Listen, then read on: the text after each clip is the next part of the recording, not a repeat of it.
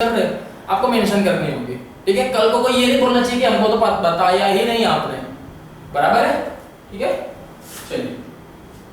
Now to ensure proper disclosure of material accounting information the companies act. ठीक है, ये क्या है? एक कंपनी का एक्ट बनाया हुआ था।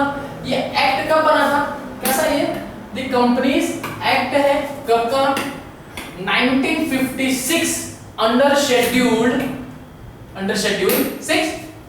ठीक है, has provided a format for the preparation of profit and loss account and balance sheet of a company। ठीक है, ये एक्ट बनाया हुआ था कि जिसके अंदर आपको क्या है, compulsory profit and loss account बनाना होगा और साथ में क्या, बैलेंस शीट बनानी होगी।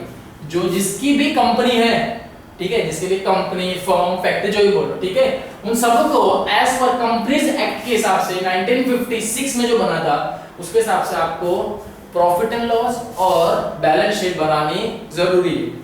It is necessary for every company to follow this format. ठीक है, कैसी? एवरी कंपनी, जितनी भी कंपनी आएगी, ठीक है, उन सभी को क्या ये फॉलो करना होगा। जिसने अगर प्रॉफिट एंड लॉस और बैलेंस शीट फॉलो नहीं किया है, ठीक है, उसको पेनल्टी लगती है। ठीक है, मींस कुछ आपको जुर्माना भरना पड़ेगा। क्यों? क्योंकि आप एज पर रूल्स के हिसाब से जा नहीं रहे हो। अगर आप रूल फॉलो नहीं करोगे तो बदले में आपको कुछ पेनल्टी तो लगेगी।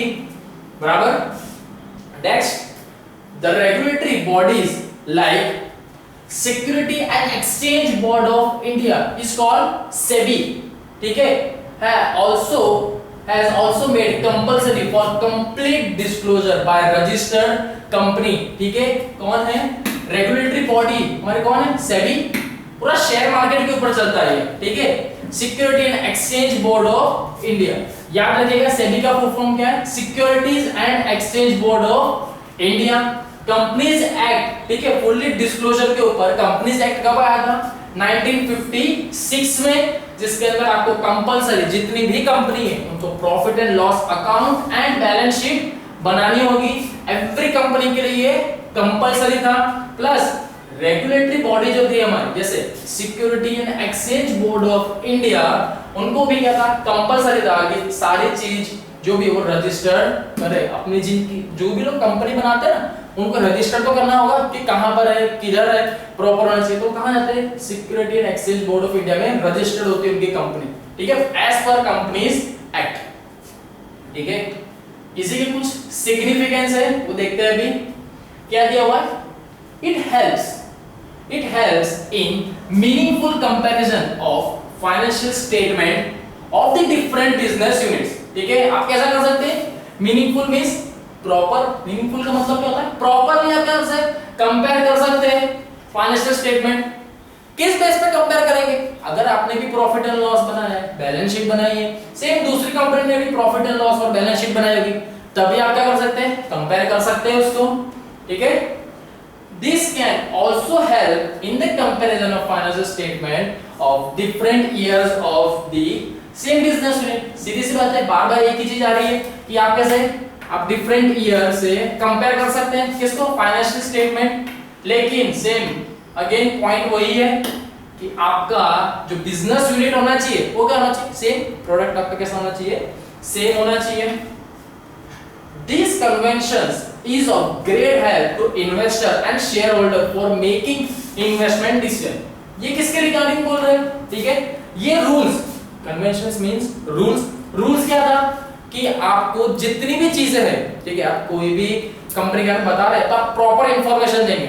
ठीक है, भले ही वो छोटी हो या ज्यादा हो, कोई भी आप सारी इंफॉर्मेशन बताएंगे कि मैं मेथड चेंज कर रहा हूं, पॉलिसी चेंज कर रहा हूं, ठीक है, या वे ऑफ अकाउंटिंग प्रोसीजर में चेंज कर रहा हूं, उसके रिगार्डिंग कुछ भी चेंज कर रहे हो वो आप मेंशन करेंगे। उस चीज को मेंशन करने से क्या होगा कि आपके जो इन्वेस्टर है और शेयर होल्डर है, ठीक है, वो आपकी कंपनी में उनको और भरोसा होगा। ठीक है, भरोसा होगा ना। ठीक है, अरे यार ये तो सारी चीजें बता रहा है, ट्रस्टवर्दी है, ठीक है, भरोसा होगा। अगर इस तरह से रहा तो वो क्या होंगे, तो उनको पता चलेगा कि यार अब मुझे इस कंपनी में और इन्वेस्टमेंट करना चाहिए कि नहीं। ठीक है, ये चीज उनको क्लियर हो जाएगी। हमको भी किसी के बारे में अगर पूरी चीज में पता रहेगा तभी हम उसके ऊपर डिसीजन ले सकते हैं ना। ठीक है, तो ये किसके लिए अच्छा है? जो इन्वेस्टर शेयर होल्डर है उनके लिए ये बहुत अच्छा है। किस चीज के रिगार्डिंग? डिसीजन लेने के रिगार्डिंग कि उनको अब इस कंपनी में इन्वेस्टमेंट करना चाहिए कि नहीं। ये चीज आपको ज्यादा कहां देखने मिलेगी, जो शेयर मार्केट का बिजनेस करते हैं ना, ठीक है, उनके लिए बहुत होता है कि अगर मुझे कंपनी के बारे में पता चल गया कि ये तो लॉस में जा रही है या कुछ टाइम के बाद ये जिससे डील कर रही है वो प्रॉफिट नहीं कमा पाएगी, तो मुझे एक अज्यूम हो कि हाँ यार अब यहाँ पर मैं इन्वेस्टमेंट नहीं करूंगा क्योंकि मालूम है यार ये प्रॉपर नहीं जाएगी। कैसे पता चला? एज पर जब उसने इंफॉर्मेशन दी तब पता चला ना, ठीक है। The convention of full disclosure presents reliable information. कैसे होनी चाहिए? रिलायबल होनी चाहिए इंफॉर्मेशन, ठीक है। चलिए okay, here we have exercise 3.2, ठीक है। अभी जो हमने देखा उसी के रिगार्डिंग क्या दी हुई है, हमको एक्सरसाइज दी हुई है। चलिए first, the shareholder would like to know about the dash of the business, ठीक है। शेयर होल्डर क्या चाहते हैं? मुझे बिजनेस के बारे में क्या चीज पता होनी चाहिए, क्या पता होना चाहिए उसको बिजनेस के रिगार्डिंग? प्रॉफिटेबिलिटी, ठीक है ना। आप भी कोई भी होगा तो आप भी क्या बोलोगे कि यार बिजनेस का एक्चुअल प्रॉफिट कितना हो रहा है, मुझे वो पता होना चाहिए तभी मैं इन्वेस्टमेंट करूंगा ना, बराबर है। क्या पता होना चाहिए? सीधी सी बात है, आज के टाइम पे कौन किस चीज पे इन्वेस्ट करता है? प्रॉफिट दिखेगा तभी इन्वेस्ट करेंगे ना, लॉस देखना है किसी को? कोई भी देखना नहीं चाहता है। और कोई क्या देखना चाहता है? प्रॉफिट, ठीक है। चलिए, the convention of full disclosure requires that there should be full dash and dash disclosure of accounting information, ठीक है। कौन सी इंफॉर्मेशन होनी चाहिए? Fully fair and adequate. कैसी इंफॉर्मेशन होनी चाहिए? फेयर एंड एडिक्वेट इंफॉर्मेशन होनी चाहिए, बराबर। Next, the creditor are interested to know the dash of the business. क्या पता होना चाहिए उनको? क्रेडिटर जो है, ठीक है, जो क्रेडिटर कौन होते हैं? जिसके पास से हम कोई प्रोडक्ट लेते हैं ना, ठीक है, वो हमारे लिए क्या हो गया? हमारा क्रेडिटर, ठीक है। उनको बिजनेस के बारे में क्या पता होना चाहिए कि भाई इसका जो बिजनेस है वो कैसा है, सॉल्वेंसी है या नहीं, जेन्युइन है या नहीं, क्या होना चाहिए? सॉल्वेंसी है कि नहीं, ठीक है, सॉल्वेंसी है नहीं। Next, all relevant materials facts should be dashed in the financial statement, ठीक है। आपको जो relevant material of facts है वो बिजनेस के रिगार्डिंग कैसे होने चाहिए, ठीक है, कैसे होने चाहिए? डिस्क्लोज्ड होने चाहिए। कैसे होने चाहिए? डिस्क्लोज्ड होने चाहिए, बराबर। Next, the full disclosure conventions present dash information. कैसी इंफॉर्मेशन होनी चाहिए? हमने अभी पढ़ी थी कि आपकी जो भी फुल्ली डिस्क्लोज कन्वेंशन है, ठीक है, उसकी इंफॉर्मेशन कैसे होनी चाहिए? रिलायबल होनी चाहिए। कैसे होनी चाहिए? रिलायबल, ठीक है। कैसी होगी? रिलायबल होनी चाहिए, बराबर। नेक्स्ट, अभी हम चलते हैं हमारे नेक्स्ट पॉइंट पे। कौन सा है? कन्वेंशन ऑफ मटेरियलिटी, ठीक है। क्या नाम है? Convention of materiality. Here the convention of materiality states that to make financial statement meaningful only material fact, therefore important and relevant information should be supplied to the user of accounting information. The question arises here, what is material fact, ठीक है। यहाँ पर यही चीज़ question होता है कि यार material fact क्या है, ठीक है। यहाँ पर जो ऊपर इतना बोल चुके कुछ पता ही चला कि यार मटेरियल फैक्ट क्या है, बोले वो तो पता होना चाहिए। तो अब देखते हैं, the materiality of a fact depends on it's nature and the amount involved, ठीक है। मटेरियलिटी किस पे डिपेंड होता है? किस चीज के ऊपर डिपेंड होता है, ठीक है? डिपेंड्स ऑन इट्स नेचर, को क्या काम आता है, ठीक है। नेचर मींस उसका क्या इस्तेमाल है, उसका क्या काम है, और उसके सामने उसकी क्या अमाउंट है कि वो क्या दिखाता है? मटेरियलिटी दिखाता है, बराबर। मटेरियलिटी फैक्ट मींस क्या होता है? The information of which will influence the decision of its user, ठीक है।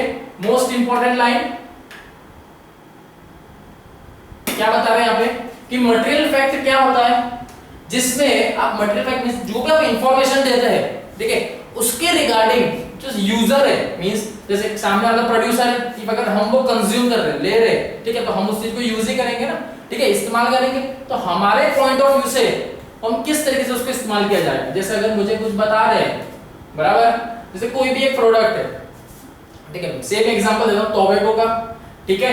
अब मालूम है कि टोबैको है, सब हर किसी को पता है कि वो सेहत के लिए अच्छा नहीं है, बराबर, क्योंकि उसने पूरी डिटेल सब बता के रखी हुई है। उसने उसके मटेरियल में वो क्या काम आता है वो भी दिखाया हुआ है। क्या काम मींस उसका इफेक्ट क्या होगा, इफेक्ट, साइड इफेक्ट, इफेक्ट तो है ही नहीं, साइड इफेक्ट ही है, ठीक है, उसने बता के रखे। उसके सामने उसने उसकी अमाउंट भी दिखाई है कि इसकी अमाउंट इतनी है।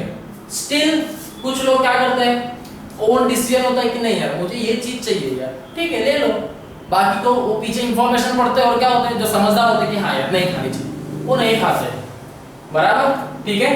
समझना है कि इंफॉर्मेशन के रिगार्डिंग जो आप डिसीजन लेते हैं that's called as a material fact, ठीक है।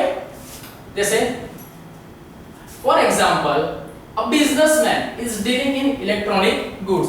आपको क्या दिया है, एग्जांपल दिया है जिसमें आपके पास एक बिजनेसमैन है यहाँ पे, ठीक है, जो किसके ऊपर डील करते हैं, इलेक्ट्रॉनिक गुड्स के ऊपर। इलेक्ट्रॉनिक गुड्स में कुछ भी हो सकता है, जैसे वो क्या कर रहे हैं, he purchase TV, refrigerator, washing machine, computer etcetera, ठीक है, ये क्या होगा, बिजनेस है। क्यों, क्योंकि इलेक्ट्रॉनिक गुड्स खरीदते हैं ना, ठीक है, ये उनका बिजनेस है। In buying these items he used larger part of his capital, means ये सारी चीजें जब खरीदती हैं, सीधी सी बात है, टीवी कोई एक एक खरीदेगा क्या, बिजनेसमैन है, ठीक है, बल्क में लेते हैं ना हम तो, एक टीवी मालूम है, एक स्मॉल साइज से लेके एक्सटेंड लार्ज साइज तक आती है, number of variety of freezer होते हैं, वॉशिंग मशीन, कंप्यूटर एक्सेट्रा, ये मतलब बहुत वैरायटी है, एक मॉडल कोई रखता है क्या, नहीं, वैरायटी ऑफ होती है। तो उसके लिए क्या हो, अपना सबसे ज्यादा मींस लार्जर पार्ट ऑफ किसका, अपना कैपिटल जो वो बिजनेस में लेके आया पैसा, वो सबसे ज्यादा किस में इन्वेस्ट करते हैं, इलेक्ट्रॉनिक गुड्स में ही इन्वेस्ट कर देते हैं। These items are significant items, thus these should be recorded in the books of account in detail, ठीक है, ये सारी आइटम जो परचेस करी उसका करेंगे बुक्स ऑफ अकाउंट में डिटेल में लिखेंगे। डिटेल में मींस हम किसके पास से परचेस करी, हमने आइटम वो कैश में किया या हमने क्रेडिट में परचेस करी, ठीक है, नंबर ऑफ कितने स्टॉक हम लेके आए वो लिखेंगे यहाँ पे, बराबर, कौन सा मॉडल था, वो सारी चीजें डिटेल में किसमें लिखेंगे, हमारी बुक्स ऑफ अकाउंट में लिखेंगे। Then at the same time to maintain day to day office work he purchase pen, pencil, match box, फिर then matchstick etcetera. For this he will use very small amount of his capital, ठीक है, same time. अब ये कैसा है, larger part है जिसमें आपका कैपिटल कैसा है, ह्यूज अमाउंट में जा रहा है, कैसा है, ह्यूज अमाउंट में जा रहा है। उसी के सामने जैसे कि वो दूसरी चीजें भी खरीदता है, कौन सी, जैसे कि purchase pen, pencil, match box, ये सब कैसा है, स्टेशनरी आइटम हुआ, कैसा प्रोडक्ट है, stationery.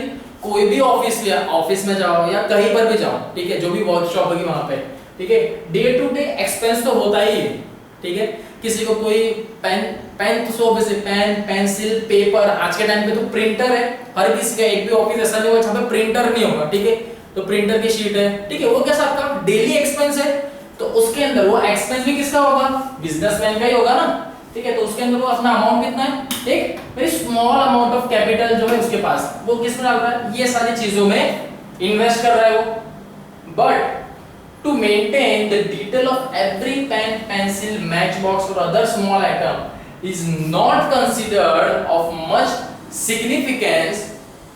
These items are insignificant items and hence they should be recorded separately. Means अभी सारी ये जो अकाउंट है, ठीक है, बोलना क्या चाह रहे हैं, जैसे हमें इलेक्ट्रॉनिक के है, ठीक है, जिसके अंदर वो टीवी परचेस करे, ठीक है, उसके बारे में उन्होंने लिखा है, फिर टीवी परचेस करिए, एक ह्यूज बड़ी अमाउंट है, सामने रेफ्रिजरेटर, वॉशिंग मशीन और ये सब की ही उन्होंने एंट्री करी है, ये कैसा है, एक बड़ी अमाउंट में लिया हुआ है, ठीक है, ये सारी चीजें किसके अंदर आ जाती है, एक इलेक्ट्रॉनिक गुड्स के अंदर तो आ गई है, लेकिन इन सब का जो काम है वो सबके अलग अलग है, ठीक है, अलग अलग पर्पस पे काम करेंगे, प्लस उनका जो बिजनेस है, ठीक है, मींस मैं इसको गुड्स बोल सकता हूं उनके बिजनेस के ही, क्यों, क्योंकि उनका बिजनेस क्या है, इलेक्ट्रॉनिक गुड्स है, और वो डील भी किसके ऊपर कर रहे हैं, इलेक्ट्रॉनिक गुड्स नहीं कर रहे हैं ना, TV, refrigerator, washing machine, computer, तो ये उनके गुड्स है, तो इसकी तो कंपलसरी क्या होनी चाहिए, एंट्री तो लिखनी ही पड़ेगी, हम जैसे लेके आए वैसे। लेकिन अगर उसी के सामने अगर मैं बोलूं कि मैं जो रेगुलर मुझे क्या लग रहा है, पेन, पेंसिल, मैच बॉक्स और ये सब है, ठीक है, बहुत से कंपनी जहां पे पेन डेली रखते हैं क्योंकि नंबर ऑफ वर्कर इतने होते हैं, तो क्या मैं हर बार उसके लिए बोलूं कि एक पेन इस तरीके का आया, एक पेन आया, एक पेन आया, नहीं, मैं क्या करूंगा, ये सारी चीजों को एक इसका एक अकाउंट बना देता हूं सेपरेट, जिसके अंदर क्या हो जाएगा, जैसे पेन पेंसिल मैच बॉक्स ये सब क्या है, स्टेशनरी आइटम। तो मैं क्या अकाउंट बनाऊंगा जहां पे लिख दूंगा कि ये कैसा है, स्टेशनरी आइटम, स्टेशनरी प्रोडक्ट करके लिख सकता हूं मैं इसको। ठीक है, क्या लिखूंगा, स्टेशनरी प्रोडक्ट करके लिख दूंगा। और ये सभी चीज की एक कंबाइंड एंट्री लिख दूंगा कि मेरी पेंसिल पेन अगर आई 20 रुपए की, पेंसिल 10 की, मैच बॉक्स 10 रुपए का, तो 20 10 प्लस 10 40 रुपीज। तो मैं टोटल लिख दूंगा कि आज के दिन में 40 रुपीज का एक्सपेंस हुआ। बराबर, अलग अलग लिखने की जरूरत क्या है, क्योंकि ये आइटम कैसे अदर आइटम्स है। मेरा बिजनेस इसका आएगा, पेन पेंसिल मैच बॉक्स इसका बिजनेस है क्या, नहीं ना। तो मैं फिर इसको सेपरेटली क्यों लिखूं, इफ अगर मेरा बिजनेस ये नहीं तो इसको कंबाइन करके लिखूंगा। लिखना कंपलसरी है, ठीक है, क्योंकि आया किसके, आपके बिजनेस के लिए ही आया है। ठीक है, एक चीज है जिसके ऊपर आपका बिजनेस डिपेंड है और दूसरी आपके बिजनेस में हेल्पफुल है। ठीक है, बेसिक डिफरेंस समझ में आया क्या था यहाँ पे। ठीक है, रिकॉर्ड तो आपको करना ही होगा। ठीक है, thus the items that are significant, ठीक है, thus the items that are significantly important in recording the detail are termed as material fact or significant fact। ठीक है, इंपॉर्टेंट लाइन है, क्या बता रहे कि जो आइटम, ठीक है, सिग्निफिकेंट आइटम इंपॉर्टेंट है आपके बिजनेस के लिए, ठीक है, ये आपके बिजनेस की सबसे इंपॉर्टेंट चीज थी, तो आप इसको तो प्रॉपर डिटेल में कैसे लिखेंगे, डिटेल में इसकी इंफॉर्मेशन लिखेंगे कि आप कहां से लाए, कितने का लाए, क्या आपको डिलीवरी चार्ज लगा, इंस्टॉलेशन चार्ज लगा, ठीक है, वो बाकी सारी चीजें आप इसमें मेंशन करेंगे। ठीक है, जिसको हम क्या बोल सकते हैं, मटेरियल फैक्ट बोल सकते हैं।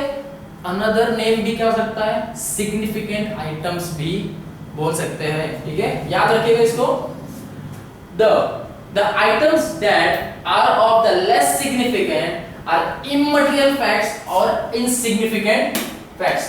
ठीक है, क्या बोल रहे हैं, the items that are less significant, ठीक है, जो less significance है तो वो कैसी हो जाएगी, immaterial fact हो जाएगी, और क्या हो जाएगा, insignificant item हो जाएगी। सेम पूरा कैसा हो गया, ऑपोजिट ही हो गया। ठीक है, अगर सिग्निफिकेंट आइटम्स है तो वो कैसी होगी, मटेरियल फैक्ट और सिग्निफिकेंट आइटम।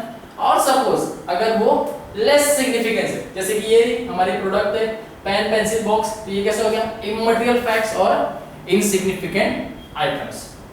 क्लियर, चलिए। Now thus according to these conventions important and significant item should be recorded in their respective heads। heads means यहाँ पे उनके सेक्शन जो होंगे ना, ठीक है, हर एक चीज का एक सेक्शन बना होता है, उसी में लिखेंगे। and all immaterial or insignificant transaction should be clubbed under a different accounting head। ठीक है, यहाँ पर अकाउंटिंग हेड का मतलब क्या बता रहे लोग, ठीक है, आपके जितने भी इंपॉर्टेंट सिग्निफिकेंट आइटम है, ठीक है, जो आपके रिलेटेड टू बिजनेस है, आपका रिलेटेड टू बिजनेस है, वो सब के लिए क्या करोगे, उनकी प्रॉपर एंट्री दोगे एक एक चीज की। ठीक है, सपोज आप 100 प्रोडक्ट्स आए तो 100 की एंट्री दोगे, क्योंकि वो आपके से रिलेटेड टू बिजनेस है। ठीक है, उसका एक सेक्शन अलग होगा। एंड इफ अगर इमटेरियल और इनसिग्निफिकेंट ट्रांजैक्शन, ठीक है, जैसे कि यहां पर जैसे बताया ये टीवी वाला था, ठीक है, इलेक्ट्रॉनिक आइटम, इनके आप पेन पेंसिल ये सब लेके आ रहे हैं। ठीक है, तो ये सारी चीजें कैसे रिलेटेड टू बिजनेस नहीं है।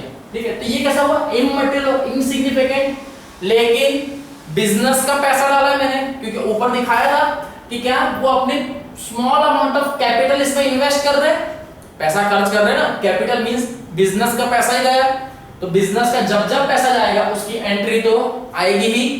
ठीक है, तो इसकी भी हम एंट्री लिखेंगे, लेकिन कैसी, सब क्लब करके मतलब सब वो पेन पेंसिल एक दिन का जितना बंच होगा कि यार ये सब चीज खर्चा है, ओके फाइनल आज का एक्सपेंस इतना। ठीक है, उसके अंदर आप मेंशन कर सकते हैं कि हाँ मेरा ये पेन पेंसिल जो लेके आया उसका टोटल करके लिख दो।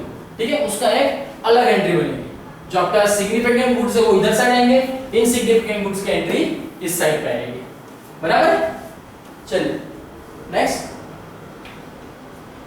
ठीक है, इसके कुछ सिग्निफिकेंस दे के रखे हुए हैं, जैसे it helps in minimising the error of calculation. बहुत सही बात है। ठीक है, किस चीज में हेल्प करता है, आपको कैलकुलेशन एरर में जल्दी पता चलेगा। कैसे, क्योंकि अगर आप दोनों चीज के अलग अलग अकाउंट्स बना रहे, मींस एंट्री अलग अलग है, head means one kind of department, दो अलग अलग बना रहे, जो आप रिलेटेड टू आपका बिजनेस है और दूसरा इररिलेटेड टू बिजनेस है। ठीक है। अगर आप दोनों अलग बना रहे तो आपको एक्चुअल पता चल जाएगा कि हाँ यार मेरा एग्जैक्ट जो मेरा टर्नओवर है या सेल्स वो कितना हुआ है, वो इस बेस पे मालूम पड़ जाएगा। जब यहाँ पे निकालो तो ठीक है मेरा खर्चा इतना हुआ है, ओके। इफ अगर दोनों को कंबाइन कर दोगे तो कहीं ना कहीं आपको जो प्रॉपर आंसर होता है वो 100% वो नहीं होगा, ठीक है। It helps in making financial statement more meaningful, clear है। अलग अलग अगर आप प्रॉपर अकाउंट्स बना रहे हो तो आपको बहुत ही सही तरीके से जो आपका फाइनेंशियल स्टेटमेंट है वो आपको पता चल जाएगा, ठीक है, कि जिसका मेरा खर्चा सेल्स होगा वो सिर्फ सेल्स का होगा, परचेज मैंने किया वो भी सिर्फ उसी का है, ठीक है। तो आप इजीली कंपेयर भी कर सकते हो, ऑब्जर्व भी कर सकते हो।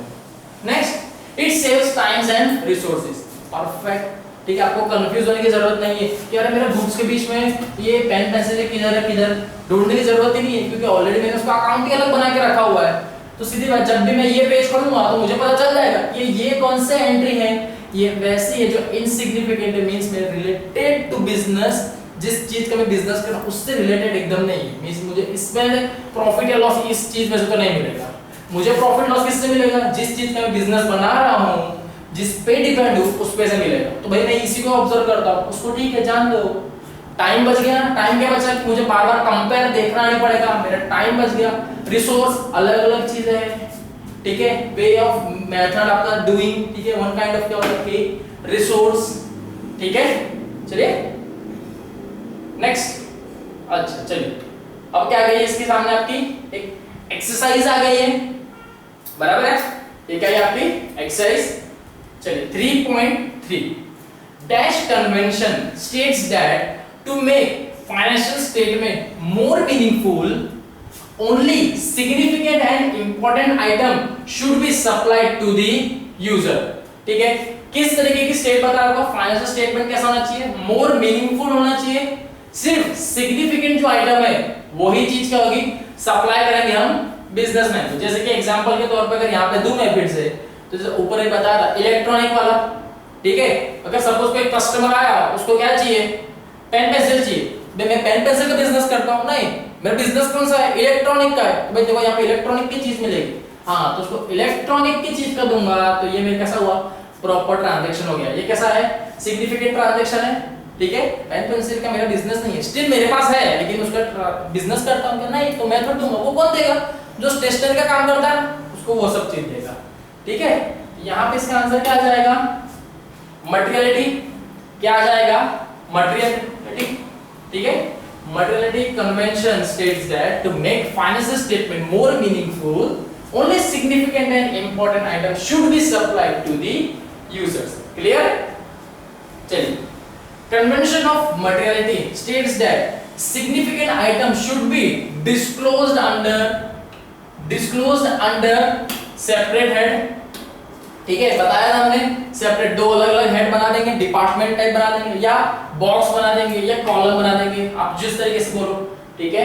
नेक्स्ट क्या है, third one, dash convention keeps accounts manager to focus on important items या सिग्निफिकेंट आइटम्स। किस चीज से होता है कि हम जो अकाउंट मैनेजर है उसको क्लियरली पता चले कि हाँ यार यहाँ पर ये जो चीज है वो अलग है, रिलेटेड टू बिजनेस है, ये इररिलेटेड टू बिजनेस है, सिर्फ दोनों में अमाउंट तो बिजनेस का गया होगा।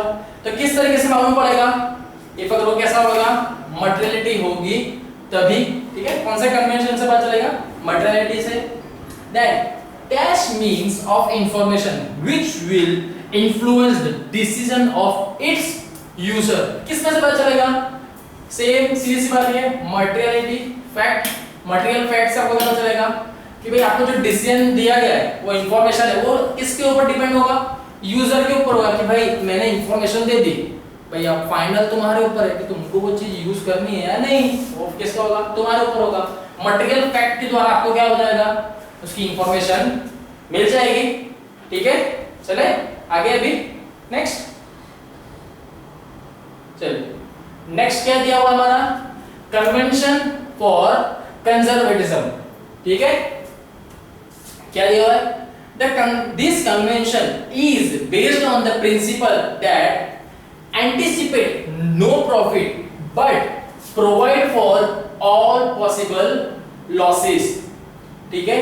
क्या बता रहे हैं, and then it provides guidance for recording transaction in the books of account. It is based on policy of playing safe in regard of showing profit. The main objective of this convention is to show minimum profit. ठीक है, profit should not be overstated. ठीक है, कोई भी जगह पर जो profit है वो क्या है, जरूरत से ज्यादा नहीं दिखाना चाहिए, जितना है उतना ही दिखाओ. मेन ऑब्जेक्टिव क्या होता है कि जो प्रॉफिट है वो कितना दिखाया जाता है, मिनिमम दिखाया जाता है. ठीक है, बराबर. The convention is based on principle किसके ऊपर बेस्ड है, anticipate no profit but provide for all possible losses. ठीक है, जहां पर भी जो लॉस है वो सबको आप दिखाओ, स्पेसिफाई करो. ठीक है, जितने भी ट्रांजैक्शन है, ठीक है, रिकॉर्ड किए जाएंगे किसके अंदर, बुक्स ऑफ अकाउंट के अंदर. क्या किएंगे, रिकॉर्ड्स किए जाएंगे. बराबर. If profit shows more than actual. ठीक है, क्या बता रहे हैं कि अगर आपका प्रॉफिट, आपका जितना एक्चुअल में जितना टर्नओवर है, ठीक है, सब बराबर, जो आपका टर्नओवर है उसके सामने आप दिखाने के लिए मेरा प्रॉफिट तो और उससे भी ज्यादा हुआ है, तब क्या होगा, it may lead distribution of dividend out of capital. ठीक है, डिविडेंड क्या होता है, एक नंबर ऑफ ऐसी अमाउंट है जो आपको देनी होती है शेयर होल्डर या आपके जो उनको दिया जाता है. ठीक है, अगर आप दिखा रहे हो कि यार मेरा जो एक्चुअल प्रॉफिट है उससे भी नहीं, मेरे को और ज्यादा प्रॉफिट हुआ है, तो ये नुकसान तो आप खुद ही का कर रहे हो, क्योंकि आपके जो शेयर होल्डर है वो कैसा, कुछ परसेंटेज के ऊपर आपके ऊपर पैसा लगाया जाता है कि कंपनी में. ठीक है, वो कुछ परसेंटेज पे होता है और आइदर एक फिक्स होता है कि अगर सपोज मेरा लॉस हो, स्टिल मैं आपको इतना पैसा तो दूंगा ही, ये फिक्स होता है. और परसेंटेज पे होता है. ठीक है, अगर 100 रुपीस का प्रॉफिट हुआ है और 2% मेरा इंटरेस्ट है, तो मुझे 100 रुपीस सामने कितना मिलेगा, 2 रुपीस मिलेगा.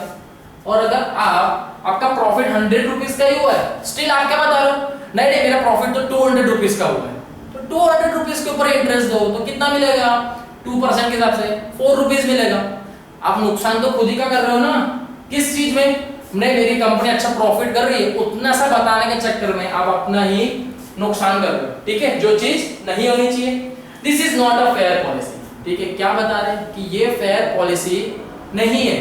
सही है ना, क्योंकि हमने ऊपर अभी पढ़ा कि आप सारी चीजें जो भी आपके शेयर होल्डर, क्रेडिटर, इन्वेस्टर, इन सबको कैसे बताया जाएगी, रिलायबल इंफॉर्मेशन आप दोगे, एकदम कैसे होनी चाहिए, जेन्युइन, सच होनी चाहिए, एडिक्वेट होनी चाहिए.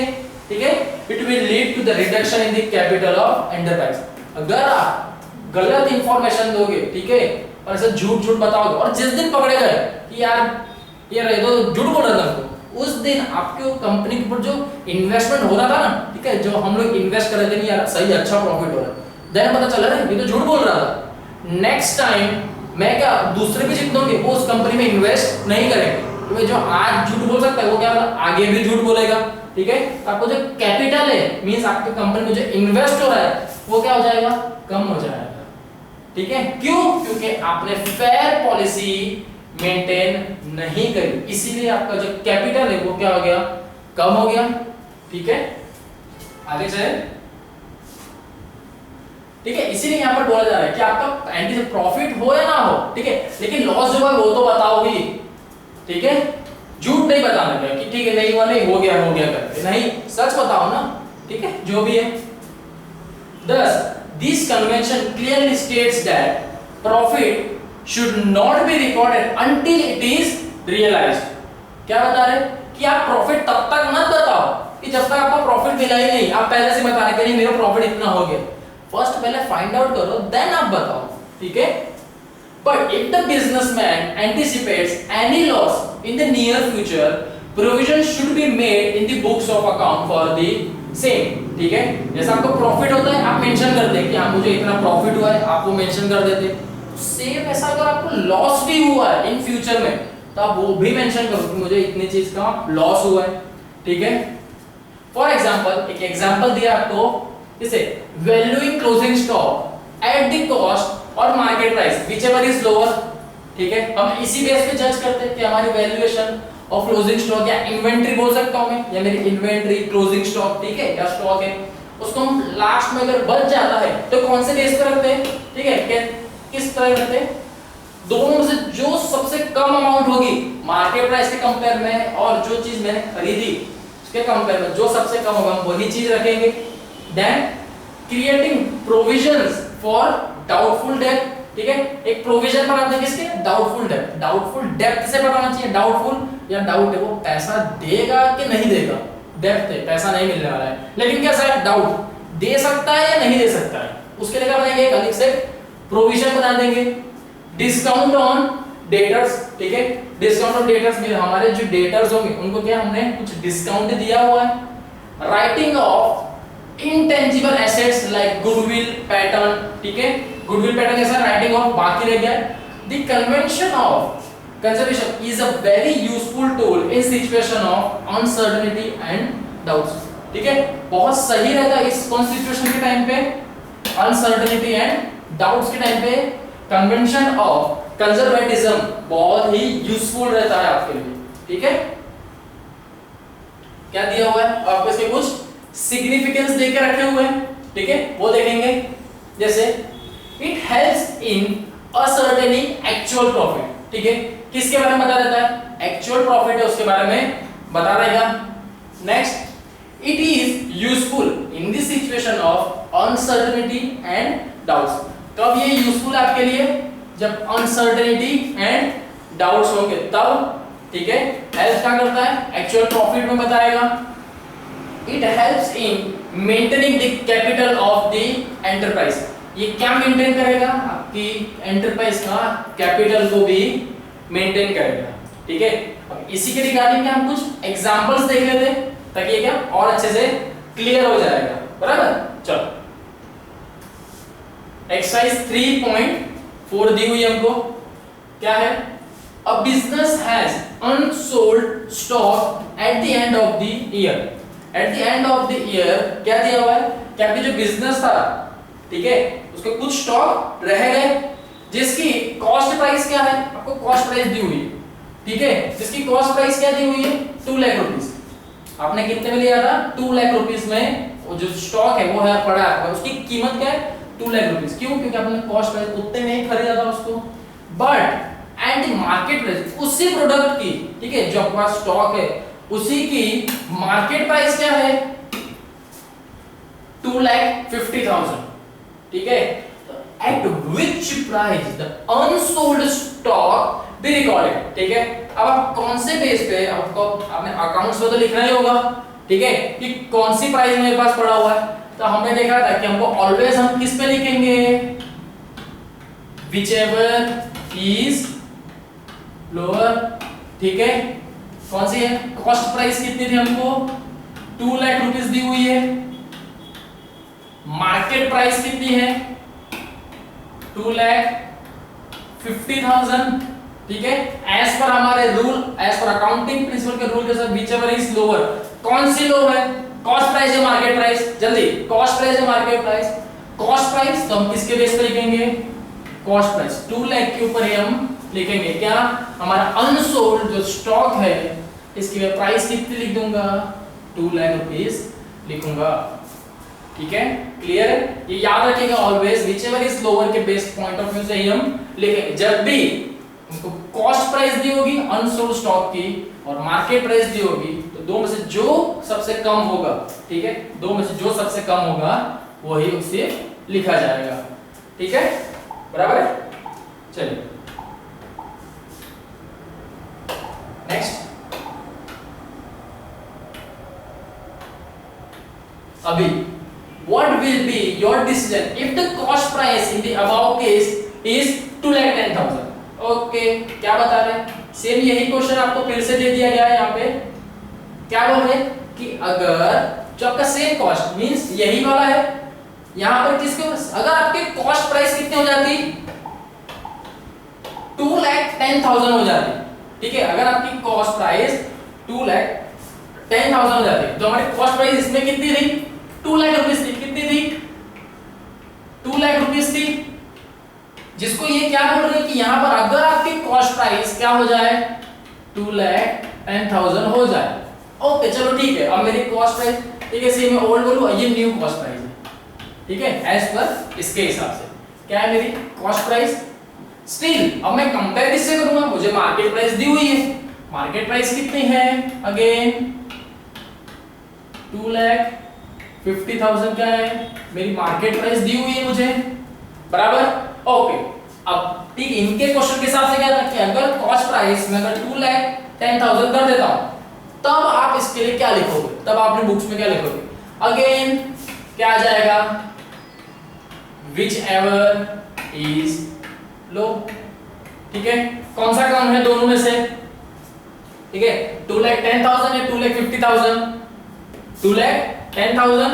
ठीक है, तो मार्केट प्राइस में क्या लिखूंगा? 2,10,000 ही लिखूंगा।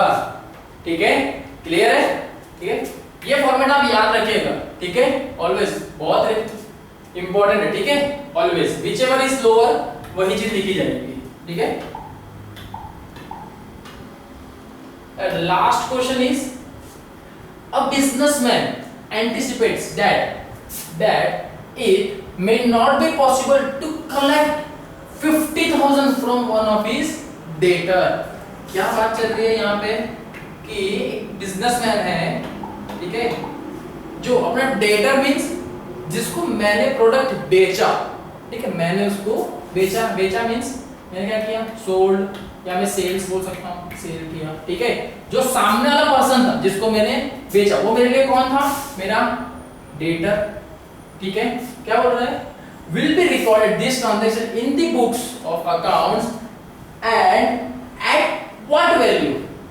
ठीक है, क्या बता रहे हैं कि एक बिजनेसमैन है जिसने कितना गुड्स दे दिया है? 50,000। उसने गुड्स दे दिया, लेकिन सामने से उसको कितना पैसा मिलने वाला चाहिए था? 50,000 ऐसा जो पैसा उसको मिलना चाहिए था, लेकिन उसे क्या वो मिल रहा है? इज नॉट पॉसिबल मींस नहीं मिल रहा है।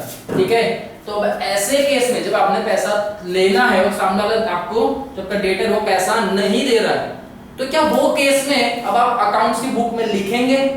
फर्स्ट क्वेश्चन क्या पूछ रहा है? Will he record this transaction in the books of accounts? क्या आप वो पैसा लिखेंगे या नहीं?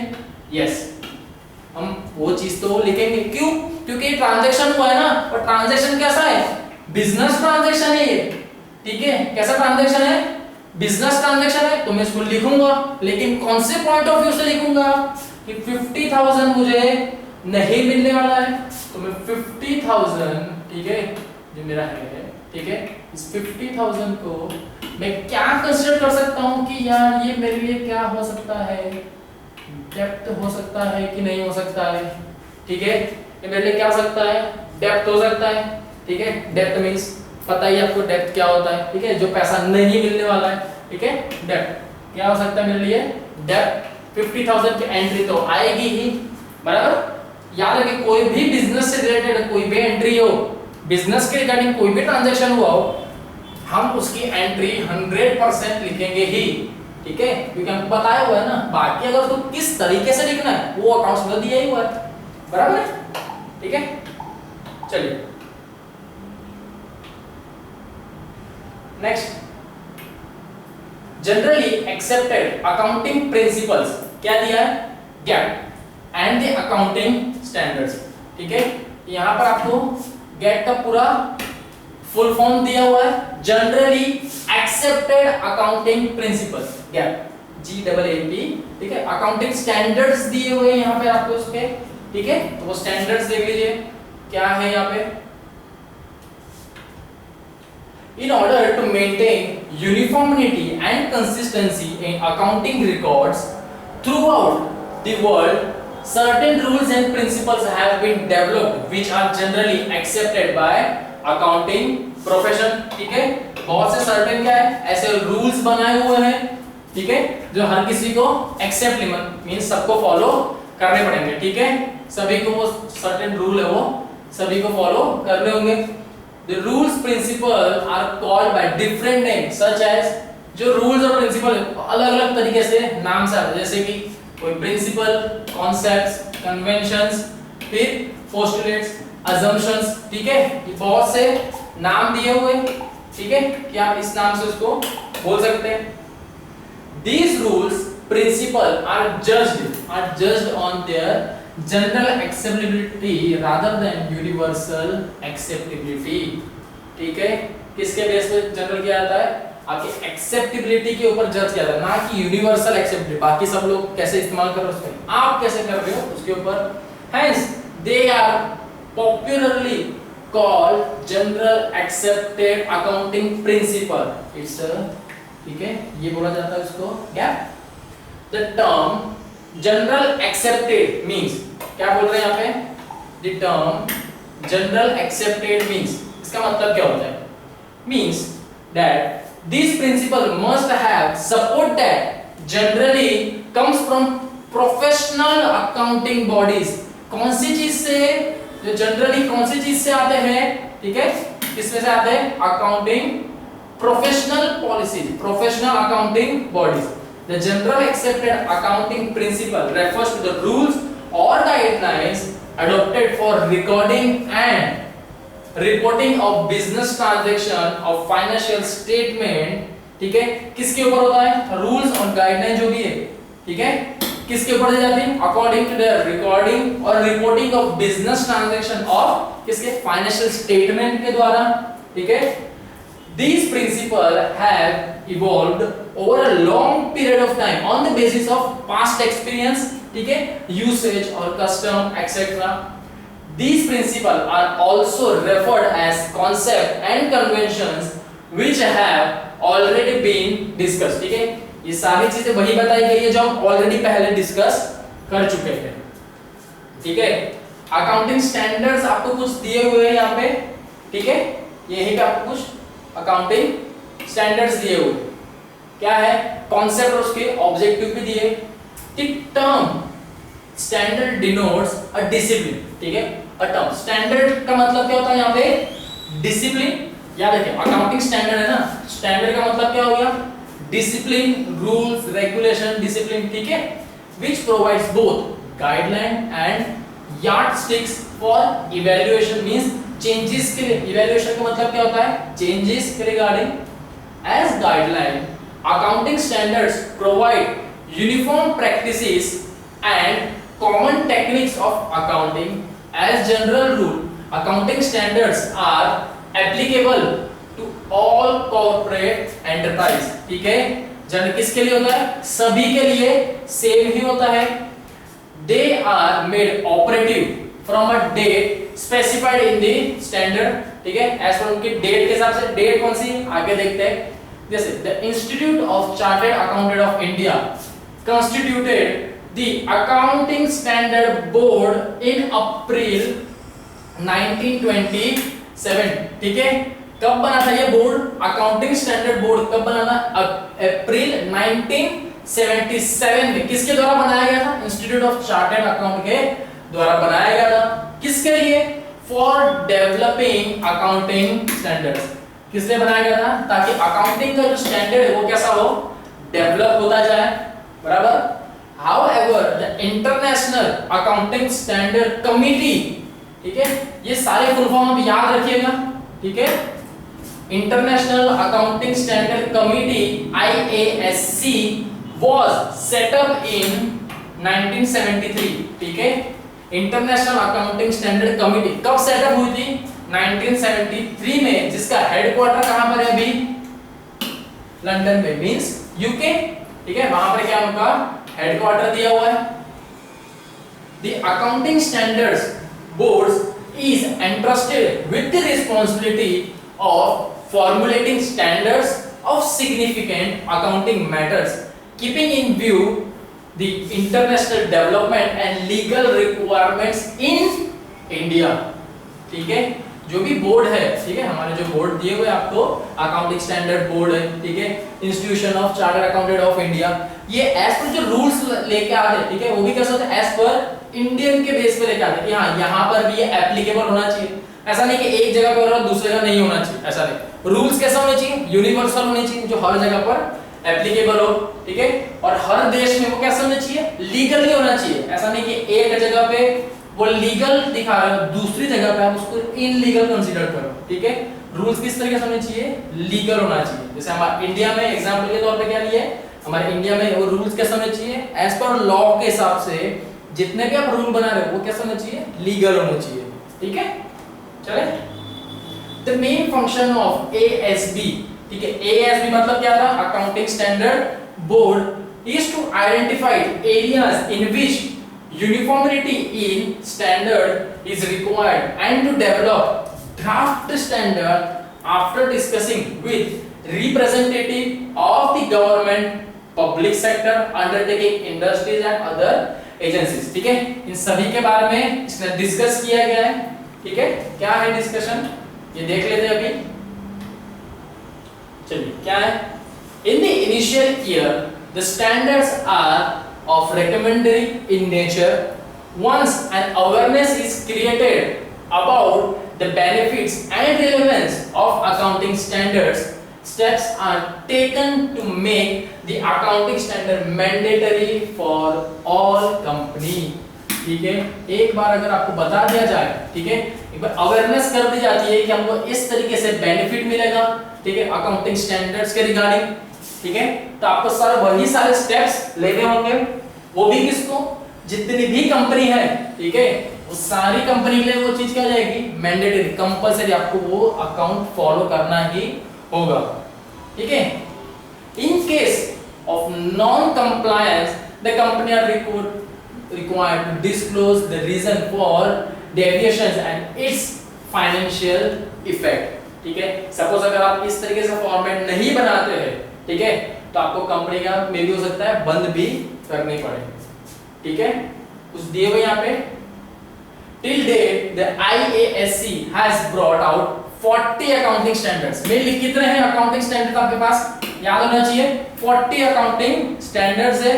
ठीक है, मेन कितने 40, लेकिन however ICAI has so far issued 29 accounting standards. Total कितने हैं 40 है, जिसमें से हमको सिर्फ कितने पढ़ना है 29 अकाउंटिंग स्टैंडर्ड्स ही है जो हमको सिर्फ पढ़ना है. ठीक है, हमको कितने दिए गए हैं, सिर्फ 29 अकाउंटिंग स्टैंडर्ड्स ही है ऐसे जो हमको दिए गए, ताकि हम इतना ही सिर्फ पढ़ सकें.